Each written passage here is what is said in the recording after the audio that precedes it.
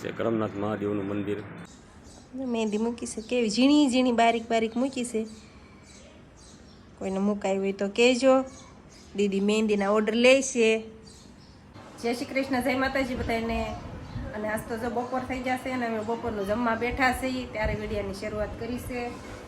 તો જમવામાં તો જ અમારે છે આજે બાજરીનો રોટલો, ભાખરી પડી છે સવારની, અને આ છે ગવારનું શાક, અને આમાં છે છાશ ઠંડી એટલે હજી બરફ નાખવાનો છે. ને આ છે બરફ આપણે એમાં નાખવા માટે પાણીની બોટલ છે.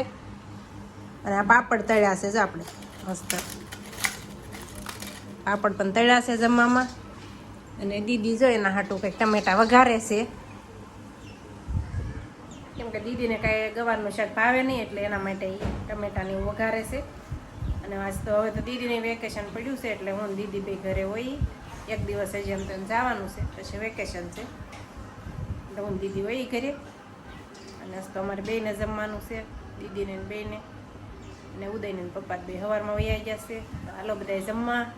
અને આજ તો સવારમાં ઉદયન પપ્પા કારખાને જતા તે કરમનાથના મંદિરે થઈને આવેલા છે દર્શન કરવા સવારમાં. અને એ પણ વિડીયો થોડોક મૂકીશ તો એ પણ જોજો, મજા આવશે. બહુ મસ્ત છે, તાપીનો એનો નજારો છે અને બહુ મસ્ત વિડીયો છે, તો જોજો થોડોક એ પણ. આ છે કરમનાથ મહાદેવનું મંદિર.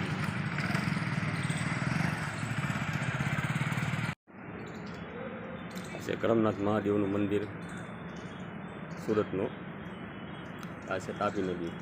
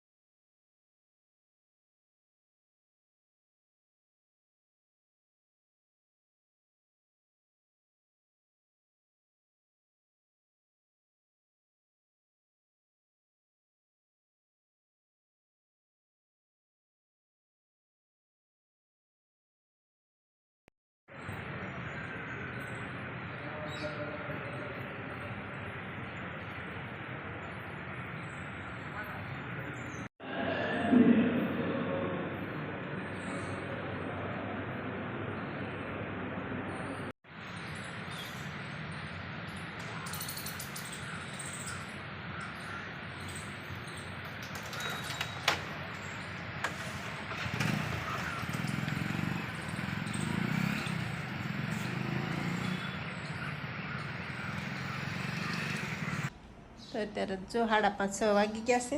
અને દીદી જો અમારે મહેંદી મૂકી છે. હું કહેતો મહેંદી મૂકી છે, કેવી ઝીણી ઝીણી બારીક બારીક મૂકી છે. કોઈને મુકાઈ હોય તો કહેજો. દીદી મહેંદીના ઓર્ડર લે છે. હાલો આપણે વહી જઈએ બહાર ઘડીક બેહવા. અત્યારે તડકાના લૂ એટલી છે ને, ઝાડવાય કેવા થઈ જાય છે. અત્યારે જો ટાઢા પર વ્યા છે ધાબા ઉપર. અને ધાબા ઉપર તો એટલો મસ્ત પવન આવે છે ને, વાત જ નહીં એવો. અને નીચે તો એટલો બફારો છે ને અમારે. અને કાલના ટાઈમે એમ થાય ધાબા ઉપર હુવા વી એવી છે, કેમ કે હેઠે તો રહેવાતું નથી રાતે ગરમીનું. ખાટલો જાય ઉપર ને ઉપર જ રાવા દઈએ છીએ. અને હાજે બધા પંખો ને એવું બધું ઉપર જ મૂકી દઈએ. ટેબલ પંખો લઈને અને વહી એવી બધા ઉપર જ તે ઉપર, કેમ કે આમાંય પવન સારો આવે અને નીંદર સારી આવે ઉપર. ખાટલો તાઈને સ્પીડો રાવા દઈ એમાં આમ પાસ ખુલ્લું બધું રહ્યું ને એટલે પવન મસ્ત આવે રાતે. મસ્ત વાદળા એવા થઈ જશે ને.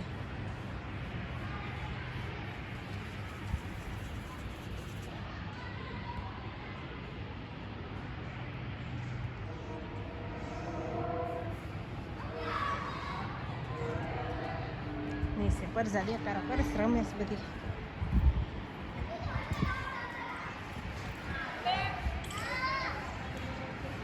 છે બધી વેકેશન છે ને એટલે રમે ને છોકરા.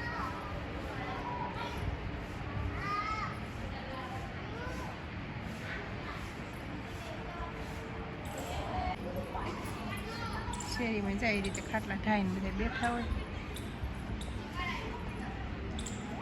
ખુરશી ઢાળીને ત્યારે બધી બહાર બેઠી હતી. તો જો આપણે બીજી વાર ગુંદાનું શાક રેડી કરી છે સારું બનાવવાનું. કેમ કે ગુંદાનું શાક તેથી બનાવ્યું તે બધાને બહુ મજા આવી હતી ગુંદાનું શાક ખાવાની. ભરેલા ગુંદાનું દાસ પાછું બીજી વાર બધાને ખાવું છે તો બનાવી નાખી. ગુંદાને જો આવી રીતે બધાને પેલા મીઠું ભરવું પડશે. મહેનત બહુ થાય આમાં એવું છે. શાક તો મજા આવે ખાવાની, મહેનત થાય આમાં. તો શિંગદાણા ગાંઠિયા ને એ બધું ખાંડી નાખ્યું છે. તો બધો મસાલો બનાવશું આગળીએ, પછી ભરી બનાવી નાખશું ગુંદાનું શાક મસ્ત.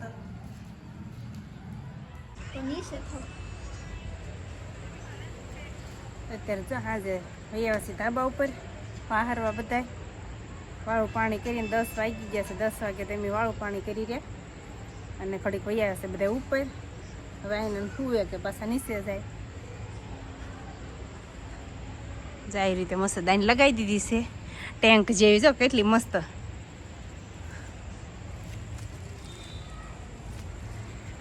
ટેબલ પંખો મૂકી દીધો ને મસરદાની જાય એ રીતે ટેન્ક કોડે લગાવી દીધી છે.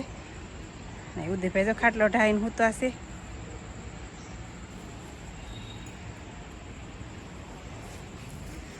જઈએ આપણે ટેન્કની અંદર જોવા. એ પવન આવે છે? પવન તો આવે જ ને.